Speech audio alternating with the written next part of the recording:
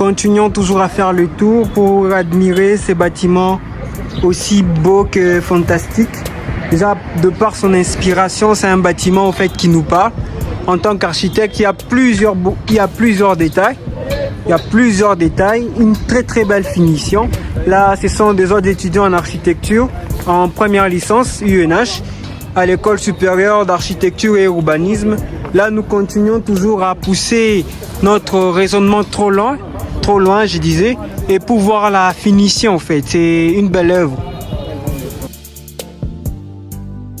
Oui, celui qui posait la question là, c'était qui? Vous voulez savoir? Ah oui. Oui, à propos de la voiture.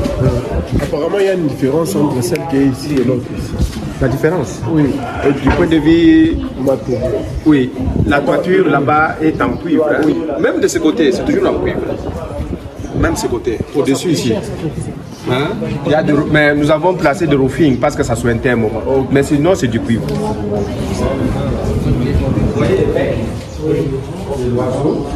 Alors, cette aile ici, hein, ce bloc, hein, représente un oiseau qui vole.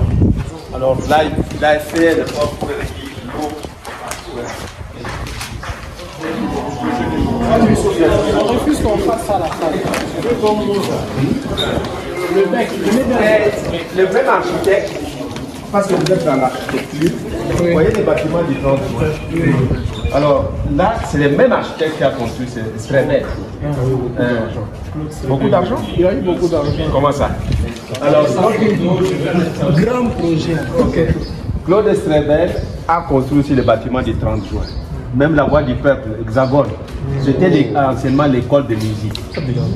Alors là, au bâtiment du 30 juin, il s'est inspiré du chapeau du roi des Belges. Si vous êtes du côté de Square Forest, vous allez voir comme si c'est le roi des Belges qui a porté son chapeau. Mais quand vous êtes à l'intérieur, vous allez vous rendre compte que vous êtes vraiment dans un coquillage. Oui. L'intérieur là. Oui. Il n'est pas n'importe qui est très belle. Hein. Et à Kinshasa, vous voyez les bâtiments Sosacom là.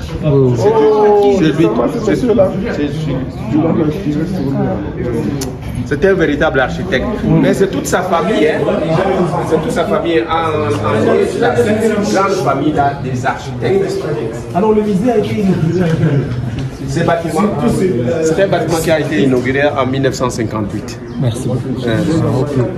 2 ans avant l'indépendance. Bonjour Monsieur Jean-Pi. Bonjour. Que pensez-vous de la visite, surtout sous le plan architectural de notre musée national de Lubumbashi?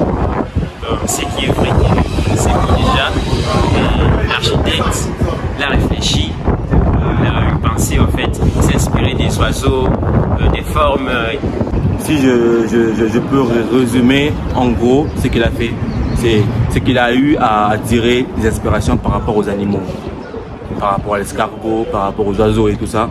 Et on voit que son architecture il est bien fait, bien structuré. On vient de se rendre compte que ce n'est pas du plaquage, mais c'est un mur entier fait en briques naturelles, je peux dire.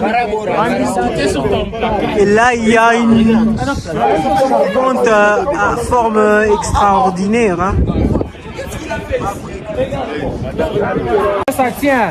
Là, nous voyons déjà la complexité architecturale de la part de notre architecte. Et là, c'est entre le mur, au fait. Hein. C'est entre le mur. Attendez, on descend. Là, il y a l'architecture qui s'allie ici. C'est quelque chose de très bien en tout cas. C'est incroyable parce que là, c'est ce qu'il a fait là, c'est magnifique. On voit déjà que l'escalier, il a comme soutien les murs et c'est exceptionnel ce qu'il a fait. Merci. Là, je ne connais même pas son nom. Nous continuons avec notre visite. Là, on vient de se rendre compte que nous sommes à Lubumbashi, celle qu'on appelle la ville cuprifère. Et nous avons constaté que le toit de notre musée est fait entièrement en cuivre. Et il y a beaucoup d'origami. Là, vous voyez au-dessus, c'est sous forme d'origami. Hein. On a vu ça en première année préparatoire. Exactement. Ce sont les origamis et c'est ce qui sert de toit. Et là, comme vous pouvez le constater, il y a aussi d'entrée des lumières juste là. Et monte comme ça. l'entrée des lumières au-dessus et en bas. Les matins, c'était bien. Mais il y a le béton qui est là, mais il y a au-dessus des bétons, il y a aussi des plaques de cuivre. Ah oui, des plaques de cuivre. Et là, c'est justement pour protéger. Moi, c'est que ici, c'est de l'autre côté.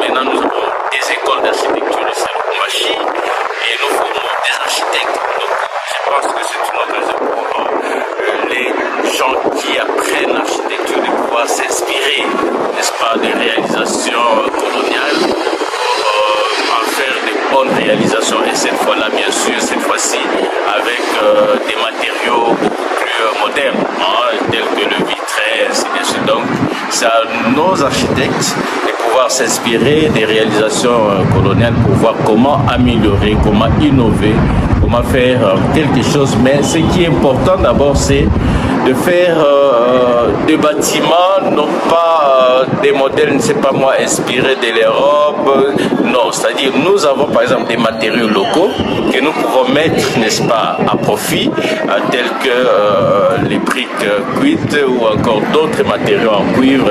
Ce sont ces matériaux-là que nous pouvons utiliser pour des constructions modernes, donc une façon de valoriser notre culture et de faire, n'est-ce pas, des édifices qui pourront bien servir de modèle pour d'autres générations à venir. Donc voilà, c'est vraiment une visite qui nous a beaucoup instruit et ça nous donne envie de continuer avec cette allure-là. Donc je pense bien que non, c'est très intéressant et nous remercions les musées, nous remercions. Ce que nous allons vous demander, c'est savoir quel conseil vous pouvez donner à la jeunesse de notre temps. Et en particulier les architectes, quelle inspiration le musée peut avoir sur de nouveaux architectes, des architectes qui sont nouveaux. Bon, je suis d'abord très content pour la question. Mais je sais très bien que les musées, par définition, c'est un conservatoire de culture. Alors, quand vous voyez l'architecture de ces musées, c'est une architecture coloniale.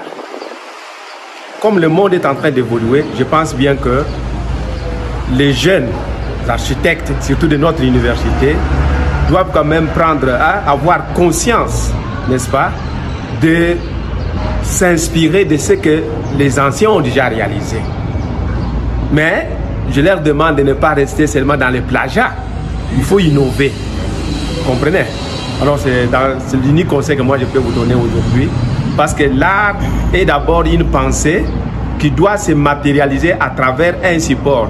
Mais nous devons vous voir à travers votre propre style. Vous n'allez pas demeurer dans le style des Strebel que vous venez de voir. Merci.